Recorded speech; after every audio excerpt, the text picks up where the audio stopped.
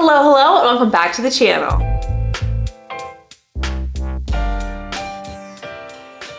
If you're new here, I'm Rachel. I'm a stay-at-home mom and a freelance editor in my 30s. I'm here on this channel to take you inside the dressing room with me, to give you unqualified advice, to be unapologetically uncool, and to swear way too much along the fucking way. If you like what you see, please don't forget to hit the like button and hit subscribe. It means the world to me. And that way you never miss a video. I post every Monday, Wednesday, and Friday. And if you want a little extra chaos, a little extra honesty, and a little extra me, then you can head over to my Patreon where I post a 4th bonus video every single Saturday. The link is in the bio. You guys know what to do. Let's talk advice. So, I have been doing a series called Dear Rachel where I give you unqualified advice.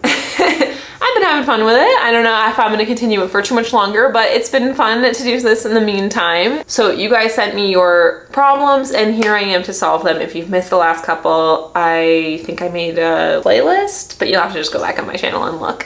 So let's get to today's, all right? It's here on my phone if you're like, what is she touching? Dear Rachel, how do I break up with someone who I feel in my gut is not my person? Okay.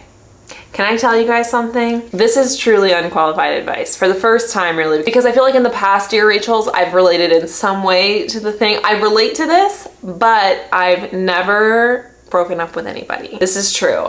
Probably part of my codependent nature, but I have always been the one who got broken up with. Have I wanted to break up with people? Yes. Have I been able to do it? No. And I am quite honest about that. The one time I tried to break up with somebody was my ex-boyfriend in college. I wanted to break up with him before our senior year for a lot of reasons. Mostly we just weren't right for each other. Now, we did end up breaking up that year and I was heartbroken over it because he broke up with me and I was like, what the fuck? Forget the fact that I had tried to break up with him a couple months earlier. I was destroyed by that breakup. That being said, I remember when I broke up with him, when I tried to break up with him, I said, I don't know if I can do this because I don't want to be the one to do this. And he was like, don't break up with me, please, please, please. And then that motherfucker cheated on me a couple months later. What an asshole. Anyway, it's probably for the best, right? But that being said, I've had a couple of like relationships where a breakup would need to happen, right? Like I feel like I've had a lot of situationships where like we ghosted or just like faded away. I've had like 3 relationships where a breakup occurred. And in every instance, I was the one who was dumped. So I wish I could say, oh, I've been there. Because I kind of have, but I also kind of didn't. But that's not to say I don't have advice because I do. My first thing I will say about ending a relationship in general is that it's not just about getting out. It's about getting out in a way that you can feel good about later. And I think above anything else I'm gonna say is that you need to trust your gut. I wish that I had trusted my gut more in previous relationships that weren't right when I couldn't pull the trigger because of, you know, I was young and I didn't know things and I thought that it would just be horrible. But I was wrong. I should have just trusted my gut. I didn't, and I wish I had. If you know deep down that this person is not your person, then that is enough. You don't need to wait for things to get worse or things to feel even less right or for some big event to happen to know. When you know, and you can trust yourself on that. I think a lot of times when people think about like breaking off a relationship, especially for me, this is how I felt for a long time. Like they worry that, oh, well, the last couple of years have been wasted then if it was all for nothing, if we're gonna break up. But that is not necessarily true. First of all, I think every relationship, even when it ends, matters and it means something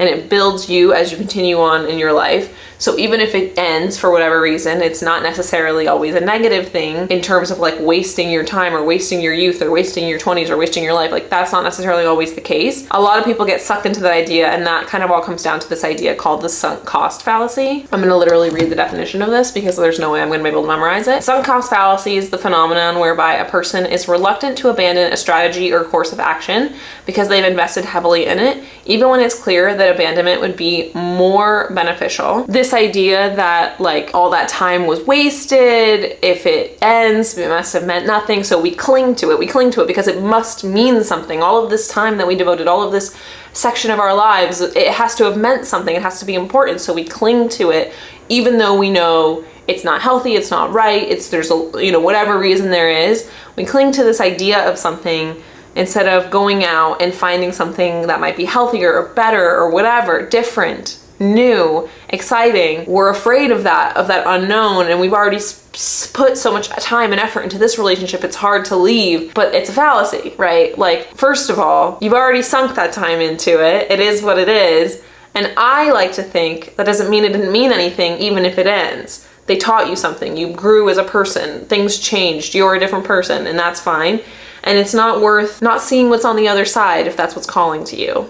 That makes sense, hopefully. Okay, here's the advice that I would have given my younger self when I was trying to break up with my ex-boyfriend. First of all, I would have said all of that, and I don't know if I would have believed it, but let's say I did, and I was willing to do it. Feel like hopefully you're already there. Since you know you're asking a stranger, you know what you want, and you should trust that. It's hard to break up with someone when there is no specific reason other than it just doesn't feel right in my gut. But sometimes that's all there is, and that is all that matters. In those instances, just know you are going to be hurting the other party, and that sucks. It's a shitty feeling. It's hard to do. It's a big part of the reason I couldn't do it. I think in those instances, it's nice to be compassionate, but also be direct, because you also have to stick up for yourself. The number one thing I would say is don't drag it out and don't give false hope. I care about you, but I have to be honest. I don't think I see this relationship long-term. Avoid giving a laundry list of extraneous reasons that don't matter and are only going to serve to hurt you or the other person. Keep it simple, keep it direct. Keep it compassionate, but keep it honest. You could say stuff like, you deserve someone who's completely sure and who's all in on you. I'm not trying to hurt you, but I do need to be honest. This doesn't erase the good things that you and I had, but I have to do what feels right to me. Stuff like that. Obviously, keep your safety in mind, but I would do this face-to-face in a public place if you must. It's not nice to break up over text or on the phone. I feel like I just have to say that, you know, in case it may feel easier for you to just ring, ring, ring, we're done, but it's nicer to do it face-to-face. That being said, it could be harder to do it face-to-face, so make sure that you feel really, really sure in what you're gonna say and that you can hold to your boundaries. They're almost definitely gonna try and talk you out of it, probably. That's what happened to me. So I guess I'm projecting a little bit here, but they might try and talk you out of it, and you just have to find something and stick to it. You know, I've thought a lot about this and my decision is final. I'm so sorry. You do not owe them endless justifications. You need to be able to stick to your gut and stick to your boundaries. And then I would say this, after breaking up with somebody for whatever reason, there's a certain level of aftercare for a relationship, the end of a relationship, that I think needs to be honored and respected. Everybody's situation is different, but I think my baseline post-breakup advice that I've given my friends in the past who have gone through this kind of stuff. Give your ex and yourself space away from each other. You might say, oh, we can still be friends. Like, oh, we should still try and be friends. And that might be true down the line. But I think you need like a minimum of like 4 to 6 months of no contact. I think just to fully heal from the breakup, especially if you're the one doing the breaking up, because they're gonna be more open and raw and wounded than you are. And it's honestly nicer to separate yourself and not give them any false hope and just create that clear boundary before attempting any friendship or seeing if that's even a viable option. This is someone who's been your person for a long time, and so it's easy to slip back into like comfort contact with them, I'm sure. But as someone who has been dumped a couple of times, that is never helpful. Even if it feels good in the short term, it's so much more painful in the long term, and it's really just not worth it. In the interim, to distract yourself, find new hobbies, get really into your work or school or whatever it is you're doing, lean on your friends, find friendships that matter to you and that are important to you and that will support you.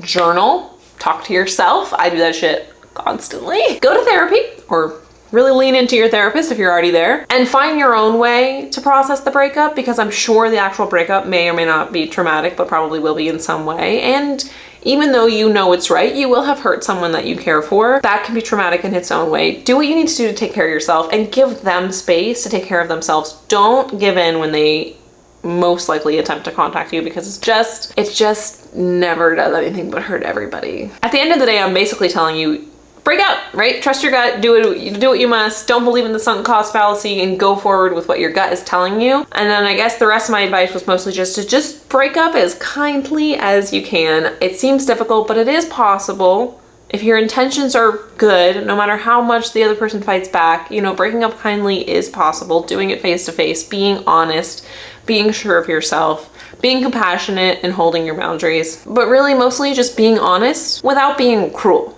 because there's just no reason for that. And finally, Making sure it ends cleanly, no contact, and allowing people to heal on both sides, I think is really important. And it will help, even if it really fucking hurts for a little while. You came to me and you asked me how to break up with someone who isn't your person, and that is the advice that I would give a friend. Do it, trust yourself, know yourself, don't second guess yourself, break up kindly, don't put it back on them, take responsibility, hold your boundaries, and do your best to heal afterwards. I promise you, if you feel like this is right, then there is something better for you around the corner.